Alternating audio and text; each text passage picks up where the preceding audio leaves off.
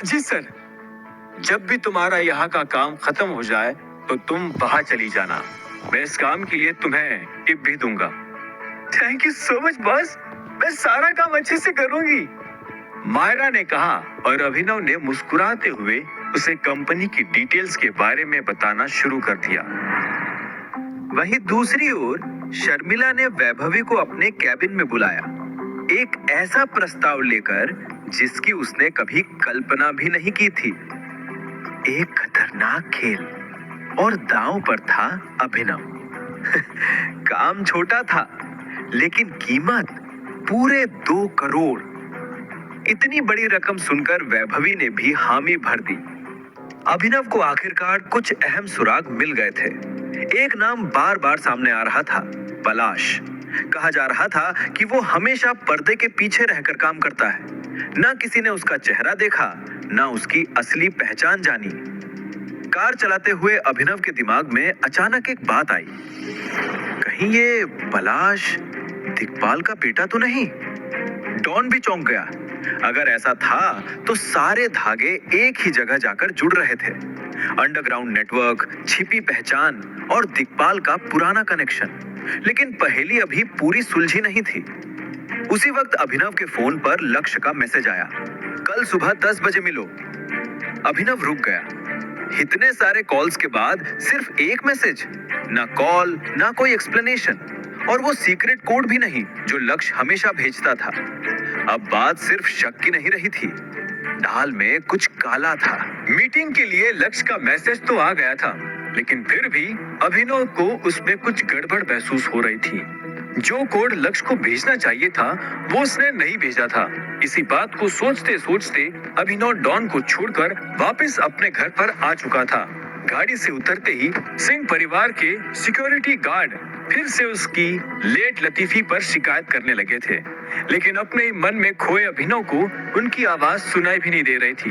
वो घर के अंदर आ गया और थकान के मारे सोफे पर जाकर बैठ गया। आज डिनर तो किया ही नहीं। अभिनव को अचानक अपने मन में ख्याल आया और अब उसे भूख भी लगने लगी थी। इसी वक्त एक मेड किचन से निकलकर अपने हाथ में ट्रे लिए डाइनिंग टेबल के पास आई। उसने उस ट्रे में से प्लेट निकालकर टेबल पर रख दी और फिर सोफे पर बैठे अभिनव की ओर देखा। मैंने आपके लिए बिरयानी बनाई है। अभिनव ये शब्द सुनकर हैरान हो गया। आज पहली बार मेड ने खुद से अभिनव के लिए खाना तैयार कर दिया था। अगर सनी आसपास होता तो वो ऐसा करने की हिम्मत भी नहीं करती, क्योंकि सनी ने पहले ही अभिनव को वार्निंग दी थी कि वो इस घर में कुछ नहीं खा सकता था। अभिनव भी उससे ज्यादा बहसबाजी नहीं करना चाहता था, इसीलिए उसने कुछ जवाब भी नहीं दिया था। एक सेकेंड, तुमने क्या बनाया है? हैरान होते हुए अभिनव ने फिर से मेड से पूछा।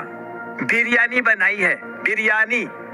मेड से कंफर्मेशन सुनते ही अभिनव को झटका सा लगा। उसे एक पल के लिए ये भी लगा कि कहीं लोगों को पता न चल गया हो कि वही टाइगर है। खैर, ये बात नामुमकिन थी, लेकिन जो मुमकिन हो सकता था वो ये था कि या तो वो किसी गलत घर में घुस गया है या फिर इस बिरयानी में सनी का कोई जाल छिपा था। अभिनव के लिए फिलहाल सावधानी से काम लेने में ही भलाई थी। मेरे लिए खाना बनाने को तुमसे किसने कहा? मैंने तो नहीं कहा था आज सुबह। अनन्या मैडम ने कहा था बनाने को, और ये भी कहा था कि तब तक रुकना जब तक आप वापस ना आ जाओ, ताकि मैं आपको सर्व करके भी दे सकूं। मेड ने अपनी सफाई देते हुए कहा। अभिनव अब पहले से भी ज्यादा हैरान था, लेकिन भूख के चलते उसने पहले डाइनिंग टेबल पर आना ठीक समझा। बिरयानी खाते हुए वो यही सोच रहा था कि पिछले कुछ दिनों से अनन्या उसके प्रति काफी सॉफ्ट हो गई थी और उसके पीछे कुछ कारण भी दिखाई नहीं दे रहा था। डिनर करते ही अभिनव थकान के मारे सीधा अपने बेड पर कूद गया। उसके सोने से ठीक पहले उसके फोन पर एक मैसेज भी आया था, पर अभिनव ने उसे इग्नोर किया। अगली सुबह भी वो काम पर निकलने की जल्दी में था, इसीलिए अपना फोन चेक नहीं कर पाया था। अनन्या ने सुबह होने पर उससे कोई बात भी नहीं की थी, जिस पर अभिनव हैरान भी था। उसे लगा कि अनन्या फिर से सवाल जवाब करने वाली थी कि वो पिछली रात कहाँ था और क्यों गया था, लेकिन अनन्या ने ऐसा कुछ नहीं पूछा। अभिनव अपने वार्डरोब के पास गया और उसने एक बार सभी सूट्स को देखा। आखिर में उसकी नजर उस सूट पर गई जो अनन्या उसके लिए हाल ही में लाई थी। अभिनव ने वो सूट पहन लिया और फिर अपने आप को मिरर में देखा। मिरर में देखते ही उसे अर्जुन के साथ हुई अपनी मीटिंग याद आ गई। अर्जुन ने कहा था कि उसे जिम रेगुलरली आना चाहिए था और अभिनव को भी ये बात समझ आ रही थी। वो अपने एब्स कुछ सालों पहले ही खो चुका था और अब समय था उन्हें वापस बनाने का। एक हल्की सी मुस्कान के साथ ही अभिनव रूम से बाहर आ गया और उसको देखकर अनन्या के चेहरे पर भी बहुत हल्की सी मुस्कान आ गई थी। उसने देखा कि अभिनव ने उसका ही गिफ्ट किया हुआ सूट पहन रखा था।